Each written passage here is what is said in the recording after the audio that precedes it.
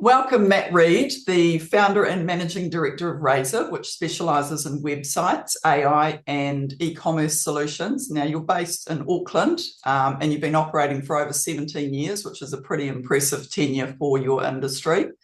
TMF has been a client of yours for about 7 years now, and you've built 5 websites for us across 3 different brands. And you're actually currently working on something very exciting and top secret for us.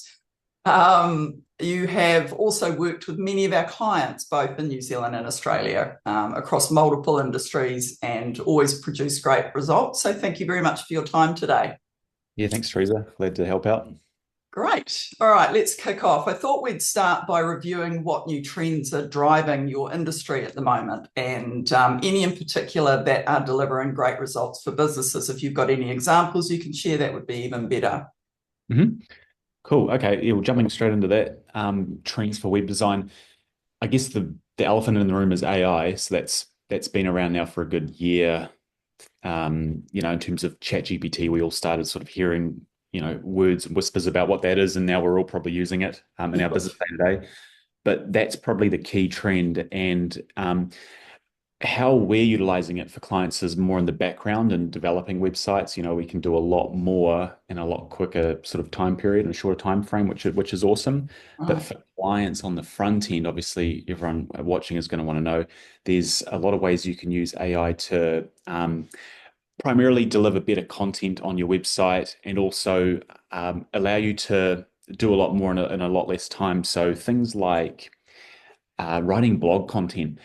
A lot of people aren't generally copywriters. So, you struggle to put together a few paragraphs about a specific topic in your business. Yeah. You can use AI to help write a article for you, or give you at least the bare bones of an article. We don't want to use AI at the moment, at least, to fully do fully write our website content for us, but Yeah. we can use it to give us ideas. So we can say, for example, in our industry, give me a summarized table of contents, or speaking points talking about how I can host my website or pick a domain name. So think about how you can apply it in your industry, but that's probably one of the key trends, is harnessing AI. And Yeah. I won't get carried away right now. I'll talk about some more of it later as we get into it. But Yeah. and another thing that's been a trend for a long time, but making sure your website is mobile optimized. Nowadays, we call it mobile first design. So basically, building the website around a mobile device, because in most industries, we find that people are using their phones, their smartphones, Yeah. rather than a laptop or tablet. So, I guess it would be great for us, just from our, obviously, the businesses that we work with, which are small businesses, and primarily trades and service-based businesses, and a pretty substantial and growing chunk of retail and food now. But let's just kick off with some of the more important features or information for a service-based business that they need to have on their website to really drive engagement and conversion, and make sure that their website is really working for them, rather than just, an online storybook. If Mm. you could sort of, explain a bit more about that, that would be super helpful. Yeah, sure. I guess, again, tying back into AI, one of the sort of cool technologies I think that will develop over the next year or so, and there are already options for it, but over the next coming year, would be the use of chatbots. Mm. While I dislike, and a lot of people dislike, your conventional chatbot where you've got 4 options and you're going to pay your power bill and you want to find out what the bank account number is because you don't want to spend, say, 3% on a credit card fee, where you've got A, B, C, and D. We can use now AI and create conversational chatbots. So you're actually talking to someone, even though it's still a computer, it's still AI. Yeah. Basically, you can train that chatbot on content from your website, or even from your product brochures, for example, specification sheets, so that Yeah. the AI chatbot can conversationally answer questions straight away for clients that have specific queries, or they want to ask something that they can't find in that 5 seconds when they first land on the website. Yeah. Do you think that's more effective than just having an FAQ page? Like, do people want to interact? Do they want to feel like they've had a conversation? Not necessarily. I think a lot of people, including myself, still would rather just browse through the site and the FAQs are there on the specific page and we can look through them. Yeah. But there are obviously generally a younger demographic of people that want answers straight away and they don't want to talk to someone, they don't want to email, they don't even want to click around. So Mm. if you can literally pop open that chat bot and ask that question and get a response straight away, then that's a great you're just covering more bases at the end of the day. Yeah. You know, Yeah. a lot of us won't use it, but it's just another tool there to help engage that particular demographic of Yeah. user. And how are they performing now on websites? Because I had one, as you probably remember, maybe 3, 4 years ago, and one of the biggest problems was it slowed the website down a bit. Have they sort of improved in terms of, functionality on the website? It's actually a good point. I haven't looked into much of that. Obviously, it depends on the provider of the actual chatbot tool or the Yeah, pop-up, how heavy the integration is. If you're using a system like WordPress, for example, they might have quite a clunky plugin that you have to use, and it takes a lot of power as yeah, such to build that pop-up on the page. And then you've got some where you chuck a bit of code in, and it happens in the background once the site loads. yeah. That's probably case by case depending on Yeah, yeah, the that makes sense. Yeah, and that is, that's always something that you guys have said when I'm wanting to put all of these videos and all this other crap all over my website that, it makes it load really slowly. And so, yeah, you fine know, balance. and that's one of the key things. Users don't want to sit there and wait 5 seconds for a website to load, so it's got to be fast. So, That's right.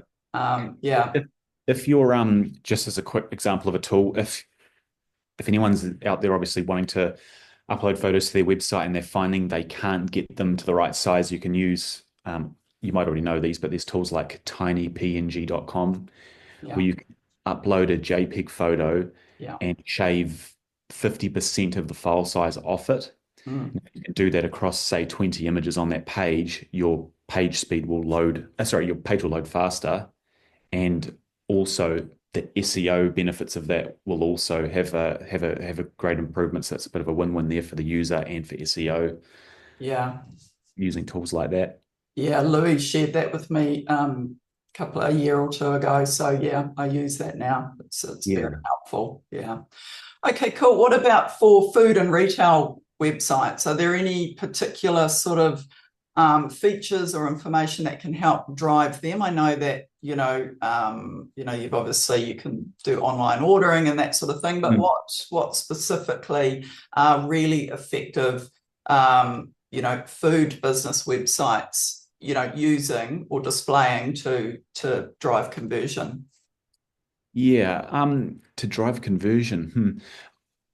Just in terms of either, I guess, online purchases, or if that's the case, or ordering, or even, making reservations. I don't know. Yeah. Yeah. Well, I guess in terms of say a food business or restaurant, for example, or yeah, retailer, something like micro moments are basically things that we can do in a snap without having to wait for a response. So when you go to a lot of restaurants' websites, you still have to fill in a reservation request, which is cool, but you have to wait to hear from them. Yeah. Whereas you find technology that basically allows you to do that instantaneously, Yeah. just like your Get Timelies and your Katoomba online reservation for, beauty treatments or hairdressers and Yeah. things like that. Tools that give you an instant result and you know that thing's locked in, It's so true. you're gonna, be preferred over your competitors because that person can get an instant response, which we're all used to nowadays. Yeah. As a first point, but also just social proof, and that can be used on any website, obviously. But again, food related, having not necessarily copying and pasting reviews onto your own website, but using the likes of Google, for example, or maybe Trustpilot, or if you're a real estate agent, there's Rate My Agent. Third party social proof on your website is really powerful. And we've pushed that a lot this year and seen a lot of improvement in conversions as well for clients, Yeah. rather than just copying and pasting them over. Mm, especially on food-related websites as well. very much so. People are picky and they'll always Google a restaurant before they go to buy it, or they'll No, Google online shops. So yeah, definitely, and there's a tool that at least we use, which do you know, Tereza, Elfsight? no, Oh, so it's a weird name. It's elfsight.com, like the Christmas elf. And it's right, DHT. And it's actually got lots of tools, but one of them is a Google reviews slider that you can put into your website and you never have to update it. It automatically brings the latest reviews. And, Teresa said 2 days ago, Matt did a great job with my website. So it's like right, current. It's not 2 years ago, yeah, I last updated the website. yeah. That's Um, good.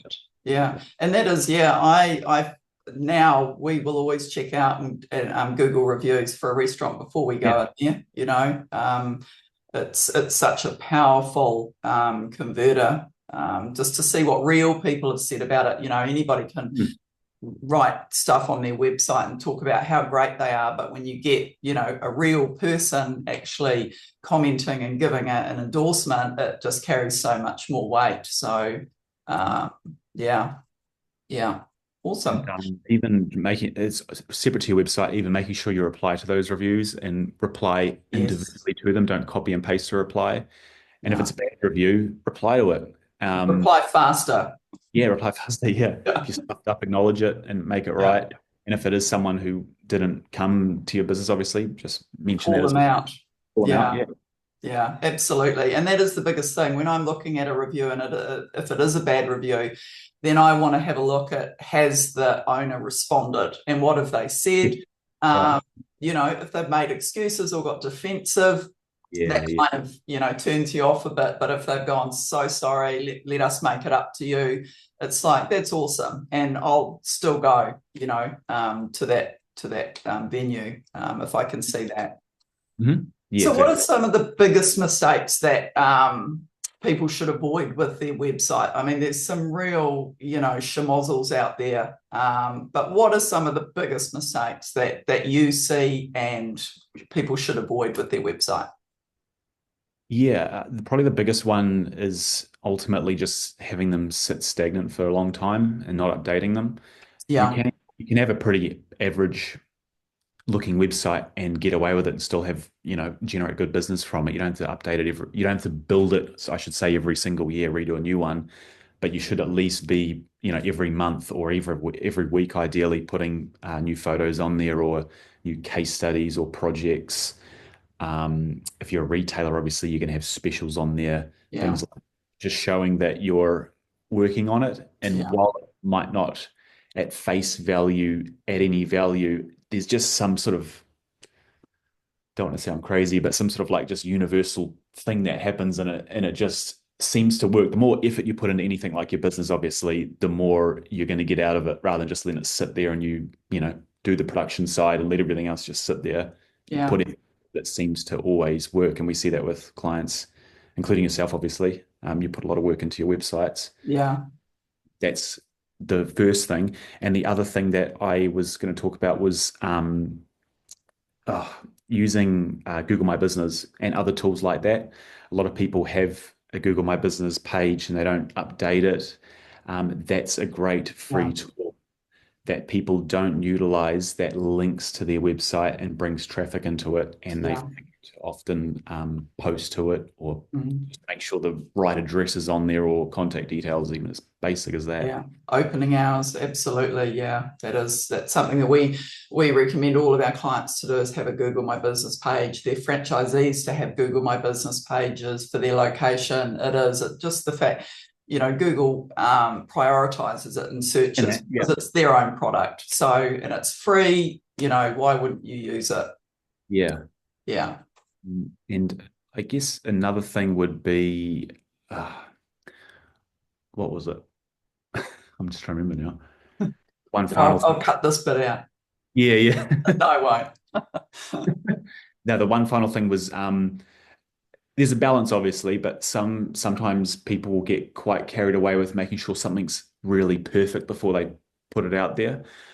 Sometimes I find it's good just to, if we set up a landing page or a campaign, we'll, make sure it's legible and it's spell checked and it's got all the right content on there. But we'll get it out there, run it for a week, and then optimize it from there and retry. It's sort of like split testing, you could say, Yeah. where we just keep evolving and improving the campaign till it's running really smoothly. So it's just trying to not be too much of a perfectionist, is basically what I'm trying to say. But also don't just throw stuff up on there and and Yeah. so Yeah. And I think also with websites, it's really important to let the brand personality come through. You don't want generic crap on a website that does look like it's come out of ChatGPT and, yeah. doesn't really sort of talk to the customer. It talks at them. So that really is a big thing. Just letting the owner's personality and the brand personality come through. People feel more familiar with that and want to engage more because they think there's real people in behind that. So Yeah. And photography is probably one of the key ones. true. Like I used to push stock photos a lot when I first started, and even up until sort of the last few years. But now Yeah, it's really like just pay 500 or a couple of grand and get a photographer and who captures, yeah, you as the business owner or your staff as well behind the business, yeah, and put that out there rather than just using these cheap stock photos that yeah. just like who are you, you know? Yeah. And your website's a really good example of that. And I'll put a link on this post just because you've got all your team on there. And I love the dual photo that pops up when you sort of go over each team member and shows a bit of their personality, on the alternative slide, but also just all of the, just your team working and everything, which you've always been really good at it. And it shows that it is an agency that sits, in a real office and with real people, and it's not offshore, and you're dealing with, Yeah, a whoever. call center. So yeah, I think you guys do that really well. And finally, what are the advantages of having a professional website developed over going out and getting a Wix or a WordPress do-it-yourself kind of version? Hmm. I guess the simplest thing is like, if you turned up to if you're wanting a service done by someone and two people turn up in the same car, but someone's got like a magnetic stick-on Vistaprint sign and someone's got a properly branded vehicle, Yeah, just straight away you've got that competitive advantage over yeah, the other person who's done it themselves. mm, To be honest though, like ultimately it's a lot of people who start off by themselves and they just want to test the waters. Sites like Squarespace, mainly Squarespace in my view, but Wix as well, can actually be a good way to test the waters before you go, I'm going to go full in and develop a proper website. Agencies, like not every agency is the same, but like we're trying to harness AI more nowadays. So we have professional tools like Photoshop and Figma, for example. We pay for these tools. They have the latest AI in them where we can. I was just talking to Ryan this morning. We can take a photo and basically make it bigger and fill in the gaps with actual AI generated content that looks like it was the original photo. And you wow. just get that in many tools without paying for it. But you've still got the professional graphic designer behind it just to refine it. Yeah, Sort of can't do that yourself, at least not yet. yeah, So yeah, we have the tools in the background there that not everyone would have if they're doing it themselves or yeah. could necessarily afford to pay for or warrant paying for. Yeah, yeah, and you can tell. I mean, my first website was a Wix website, and I don't even like to think about it. It gives me PTSD. It was so ugly, but Yeah. you kind of when you first sort of start out, you do think, oh wow, I could spend $300, or I don't know what they are Yeah, now, yeah, yeah. and they're telling me that it's going to deliver the same results as a professional one, but Mm. that's just simply not true. There's so much skill and time that goes into putting together a high performing website, and you just can't get that in a sort of off the shelf kind of do it yourself version. You just can't. You're far better off investing the money to get a website that does perform and has all those other little bits and pieces that you can't do yourself because you don't have the technical ability, because it really does, you get a return on investment from that for sure. Yeah.